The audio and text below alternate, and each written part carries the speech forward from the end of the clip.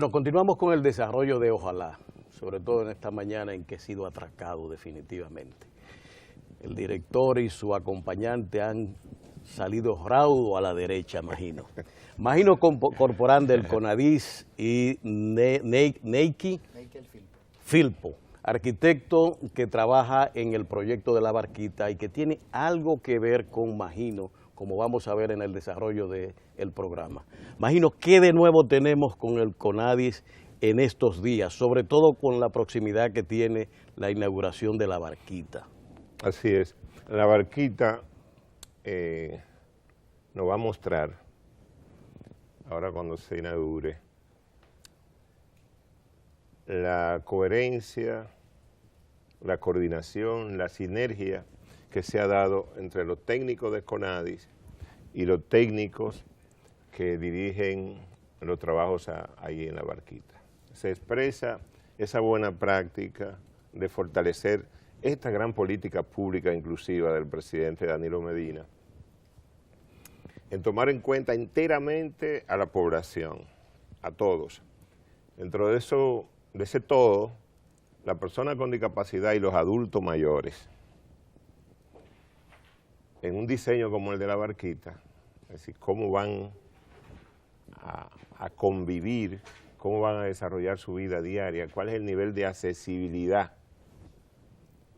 que van a tener. Entonces, hoy lo que vamos a ver es esa sinergia que debe darse en todo el gobierno, que debe darse con todo el sector privado también de la construcción, porque es una tendencia sin regreso, que debe darse con todo el tema como se está dando con la hotelería, el tema de la accesibilidad, que debe darse con las universidades, las academias, hacer los ajustes rápidos en términos de esta tendencia inclusiva, de esta tendencia universal hacia la accesibilidad, porque estamos en un contexto mundial donde el 15% de la población tiene algún tipo de discapacidad y esas personas tienen que aportar al desarrollo de la humanidad.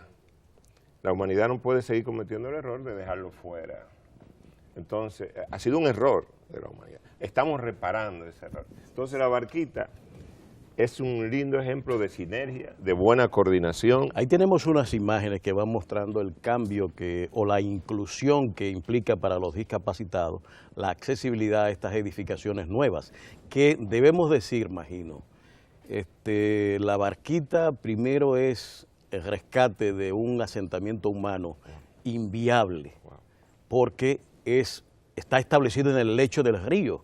Por eso cada vez que venía la lluvia teníamos la barquita inundada y era una imagen típica de este periodo. Ahora vamos a un nuevo entorno, vivienda adecuada, higiénica, con todos los servicios, pero además con el nuevo componente en el diseño arquitectónico que provee accesibilidad para aquellos que tengan una u otra dificultad, cual que sea, porque habitualmente solemos pensar de que la discapacidad es que tengo un pie menos o un brazo menos o que no puedo caminar, pero la sobreedad también crea disfuncionalidades motoras y que necesitan que las construcciones, las edificaciones, los diseños, incluya a esta gente para que use la estructura que se ha construido para su uso. Al fin y al cabo, todo el entorno del asentamiento busca servir el objetivo de las personas que van a vivir allí. Y quisiera que el arquitecto entonces nos diga, bueno, en la barquita, la nueva barquita, que ya no es la barquita de las inundaciones, sino una barquita de un entorno, un jardín, vamos a decir, con la provisión de todos los servicios. ¿Qué es lo nuevo que trae ese diseño arquitectónico que lo diferencia con todos esos multifamiliares que se construían antes y que no tomaban en cuenta nada de esto? La gente va a poder establecer esas diferencias. Ok. Bueno, yo creo que primero hay que diferenciarlo en el sentido de que la barquita primero es un proyecto social que tiene una respuesta arquitectónica. No es un proyecto arquitectónico donde metimos a un grupo humano y lo adecuamos al diseño preestablecido. Repite eso que dijiste. Es un proyecto social que tiene una respuesta arquitectónica. Muy bien. Luego estamos creando un proyecto más allá de la vivienda. Es una pequeña ciudad, casi con todos los servicios necesarios para que la comunidad se desarrolle, incluyendo algunos locales comerciales, pero también las escuelas, los centros de capacitación, la parte deportiva, seguridad como la policía y servicios de salud. Entonces la Barquita es un lugar donde la gente no va a necesitar irse a ningún lado. Entonces en ese contexto la accesibilidad es todavía más importante porque no se circunscribe solamente al tema de la unidad de la vivienda, sino que si yo tengo todos los servicios ahí mismo y tengo una discapacidad, pues tengo que poder agarrar la calle, la acera y llegar al lugar y que ese lugar también me brinde la oportunidad de una accesibilidad total. Se ha priorizado, inclusive, y se ven las fotos, las dimensiones de los espacios públicos de las aceras. La Barquita yo creo que es el único proyecto aquí donde las aceras son más anchas que las calles. ¿Así? Precisamente porque la gente que estamos mudando y en general, pues tienen menos vehículos y terminarán haciendo una vida en el exterior, que es muy común a la idiosincrasia del dominicano. Entonces, si es más acera, es más acera. Eso es muy popular. Y las aceras, entonces, todas las intersecciones y entramos establecidos tenemos rampas de acceso y también pasos peatonales a nivel, de manera que se le da prioridad no solo al discapacitado, sino también al peatón en términos generales, y con mucho espacio público, con bancos para sentarse, con plazas, con iluminación adecuada en la noche, que también tiene un punto importante de la accesibilidad y la seguridad ciudadana. Tenemos incluso hasta un anfiteatro que tiene zonas para personas con discapacidad, para que estén ahí en el palco presidencial, vamos a decirlo así. O sea que se ha tomado como un eje central el tema de que el proyecto sea accesible. Tenemos juegos de niños, en una segunda etapa también que viene por ahí en unos meses vamos a instalar algunos con accesibilidad, con rampas para sillas de ruedas, ya empezamos a instalar los primeros y se ha pensado mucho en la población más vulnerable, los niños, los ancianos, las personas con discapacidad, porque el proyecto debe ser inclusivo, porque entendemos que el éxito del proyecto no es la inauguración y la estructura física que vamos a inaugurar a final de mes. Es realmente el seguimiento y el éxito del conglomerado social en unos años y la evaluación del proyecto va a ser posterior a su construcción. Esa es la visión. Hay una diferencia en esta Barquita de que prácticamente no hubo desalojo.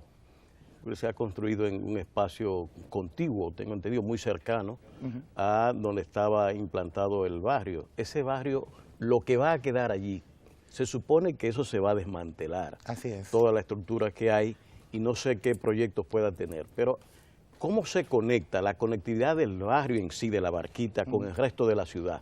Que es un factor también importante.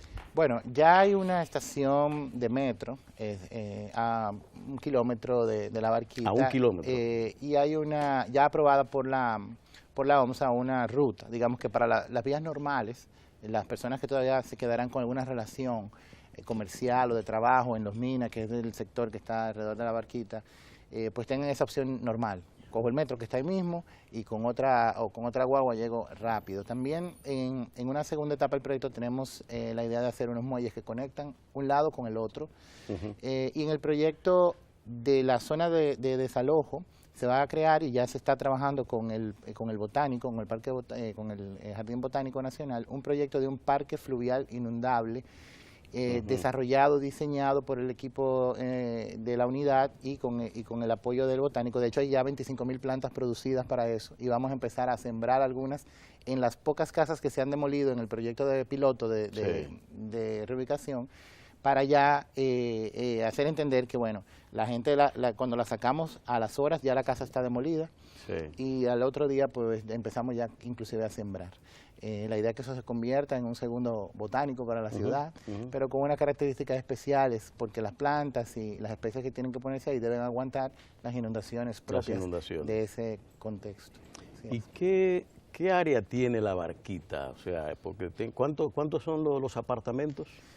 Vamos a trasladar unas 1.400 familias ahora. Y en área, estamos hablando, el proyecto completo de la nueva Barquita, tenemos 52 hectáreas, o sea, estamos hablando más de medio millón de metros cuadrados, donde la mitad más o menos es la que hemos podido utilizar para el asentamiento humano, porque pues hay muchos taludes, hay muchas zonas que no se pueden construir. Lo que hicimos fue inclusive un proyecto en donde todo el movimiento de tierra que se hizo se compensó. Es decir, en la barquita no se sacó 1 metro ni se llevó 1 metro de tierra, sino que todo lo que se cortó se usó para rellenar y se diseñó para que hubiera compensación total, como dicen los ingenieros, compensación cero, de forma que eso acelerara y redujera los costos del movimiento de tierra. O sea que creamos una zona y la aprovechamos lo más posible en la nueva barquita. Había oído de que hubo todo un proceso, digamos, educativo, de orientación con la población antes de la mudanza. ¿En qué consistía esa labor que se hizo? Y me imagino que eso es una actividad multidisciplinaria con los técnicos que allí intervinieron. Yo creo que ese fue el proceso central del proyecto de la barquita. El presidente quiso que, aparte de otras cosas como aprender a leer, y hay personas que aprendieron a leer con el programa Quisqueya Aprende Contigo, era un requisito para poder mudarse. Otro de ellos era un plan de capacitación y socialización que se dio por 60 horas a cada uno de los habitantes, donde ellos, por un lado, empezaban a entender a dónde se iban a mudar, por otro lado, practicaban un poco el desapego de que me tengo que ir de donde estoy, donde he vivido toda la vida. Y lo más importante, me tengo que integrar con mis vecinos y la comunidad para ser más fuerte a la hora de que vengan los cambios. Porque si bien lo estamos mudando a una zona mucho mejor, pues es un cambio y un trastorno normal, porque hay gente que tiene ahí muchos años, que todo lo que deja, pues es lo que le ha costado la vida. Entonces, ese proceso fue interesante. Y es ahí donde uno fortalece a la comunidad, pero no termina ahí.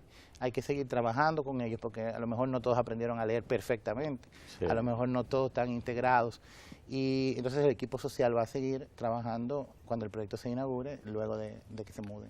El barrio, como todos, las comunidades y asentamientos, habitualmente es el asiento de la vida económica, social, política, religiosa, todo está ahí en común.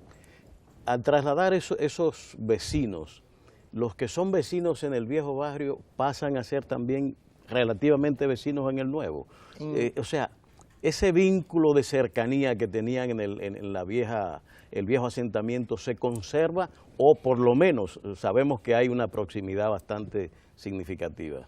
Se mantiene en una buena proporción, porque las personas que toman las 60 horas de capacitación juntos se han elegido porque son ahora vecinos y luego están en una zona donde el proceso de reubicación pues va a ir por bloques. Entonces, naturalmente, pero también hay prioridades. Por ejemplo, el tema de la discapacidad es una prioridad, el tema de los adultos mayores. Entonces, para ubicar a gente en primer piso, segundo piso, por ejemplo, pues se utiliza ese criterio. Exacto.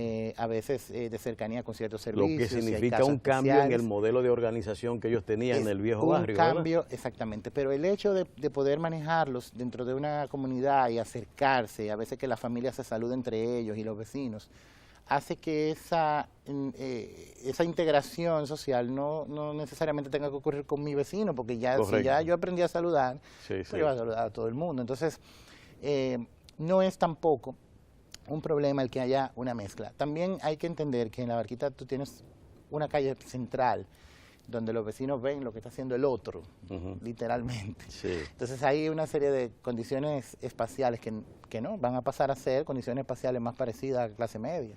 Por decirte ahora, los colmados van a tener que tener delivery, porque antes no tenían. Exactamente. Porque hay un colmado cada 10 metros. En 1 millón de metros hay que tener delivery, definitivamente. Entonces, va a haber cambios, pero entendemos que son cambios para mejor. Es una adaptación natural y lo vamos a acompañar en ese proceso. Entendemos que las condiciones de la planta física están adecuadas para que no haya problemas, pero hay que seguir haciendo el trabajo social. Según veo en el diseño, las aceras, se ve bastante claro las facilidades de acceso, la amplitud que tienen.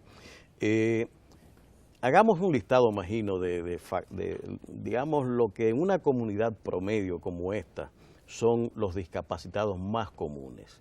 Hablamos de la edad como uno de los factores que genera eso. Pero ¿cuáles más pudiéramos señalar? Bueno, el de la edad es clave y le sigue la discapacidad motora. Por todas las explicaciones, sobre todo de los accidentes.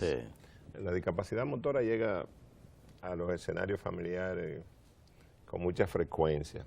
Y de ahí la importancia de estos diseños, porque actualmente, incluso, por ejemplo, en mi casa, si cuando me llega una persona en silla de ruedas, yo tengo un problema. Y yo vivo en un sitio de clase media, con una constructora tradicional, pero los baños y las puertas y otras puertas no caben en la silla de ruedas, no tienen la medida. Entonces, en el caso de los accidentes, eso te va incluso variando esta población. Y es la población que hay que ponerle mucha atención, porque casi siempre está en un grupo de personas con discapacidad con una actitud productiva muy alta, porque casi siempre los accidentes y la violencia es en actividades laborales y productivas. Está la ceguera también, que también se consigue mucho con la condición de ser adulto mayor. Y están, bueno, las otras condiciones a veces ya congénitas, como son los niños con discapacidad intelectual, que es un entorno en donde ellos van a poder convivir mucho mejor, van a ser mucho más valorados y respetados. Ya no es estrictamente el tema de la rampa, sino el de la convivencia.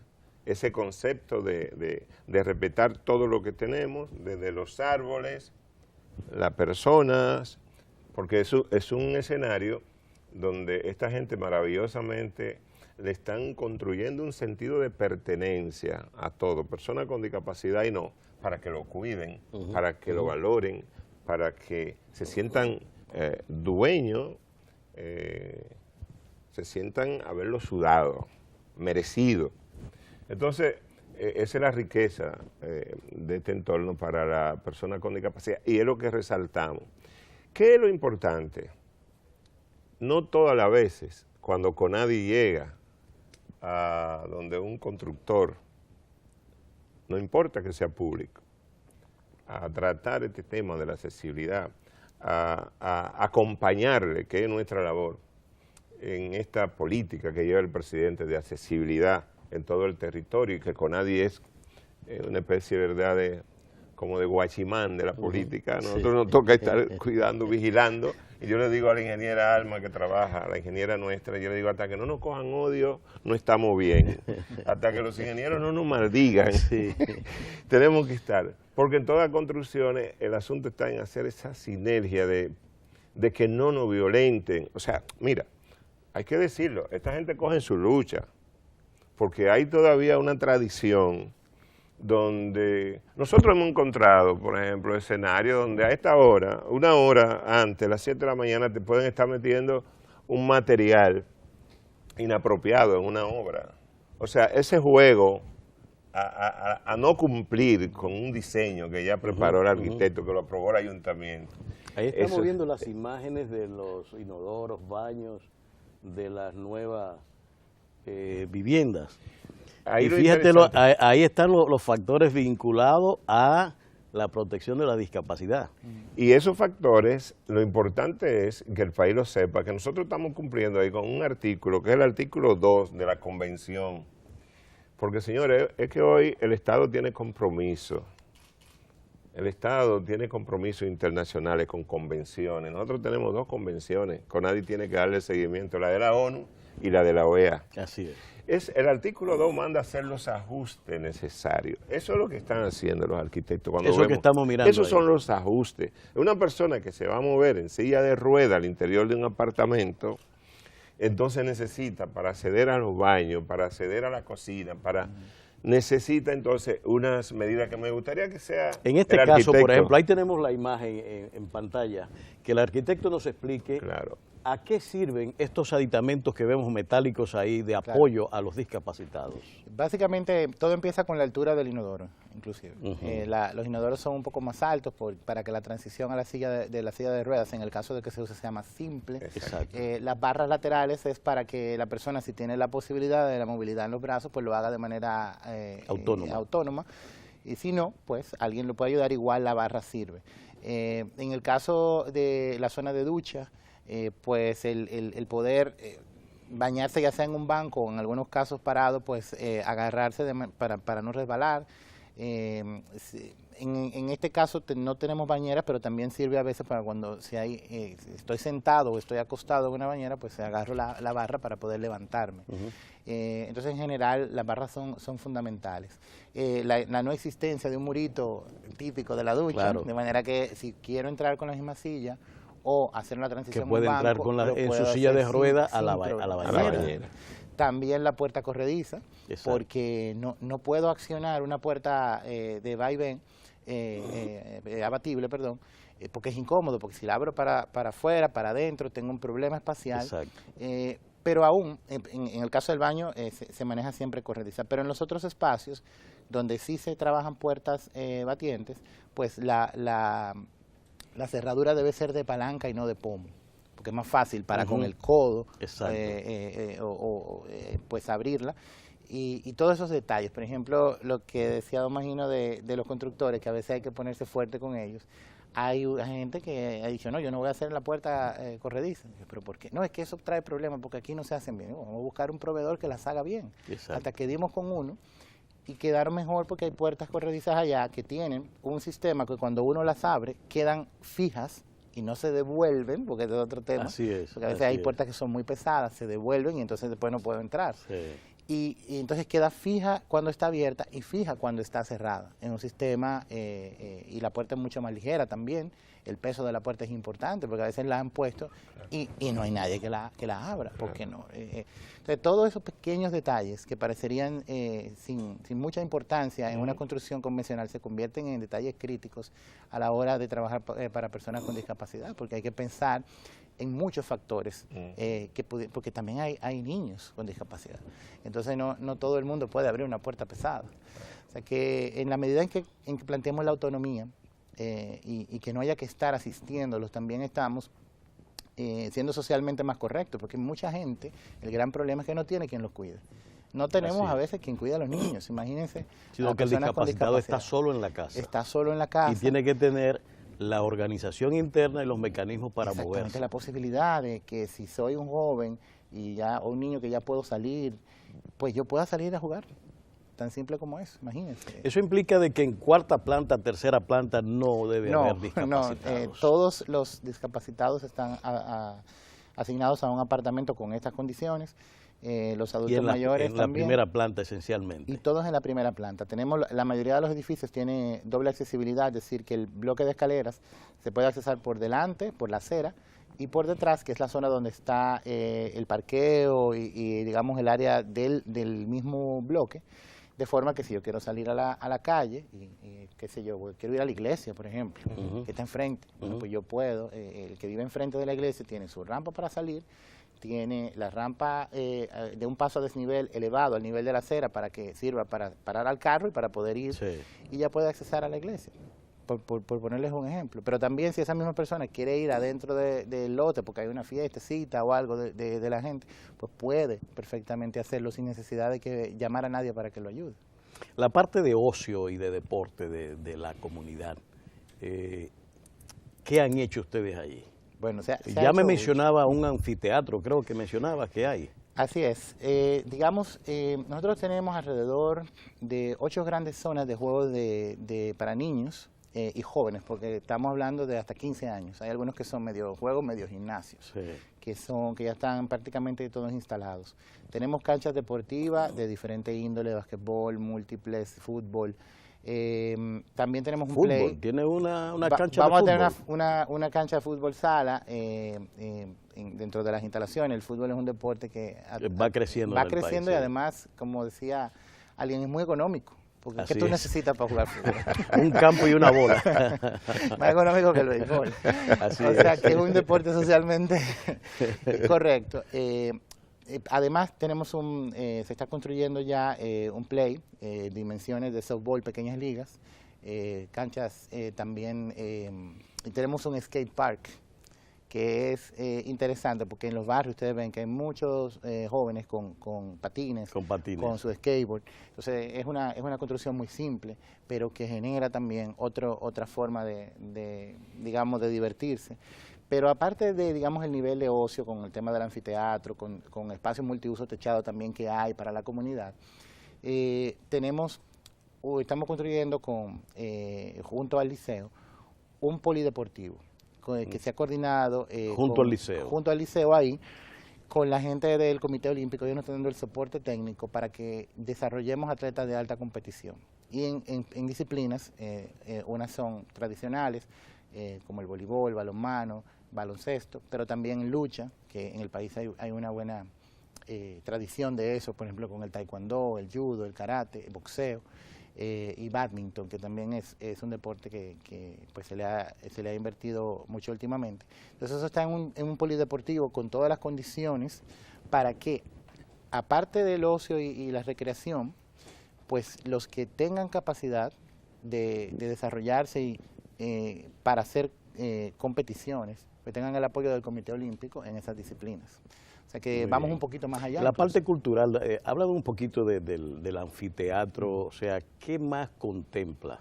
Los dominicanos les gusta bailar, cantar, y hablar alto, desde luego, en todas partes, en todos los espacios donde están.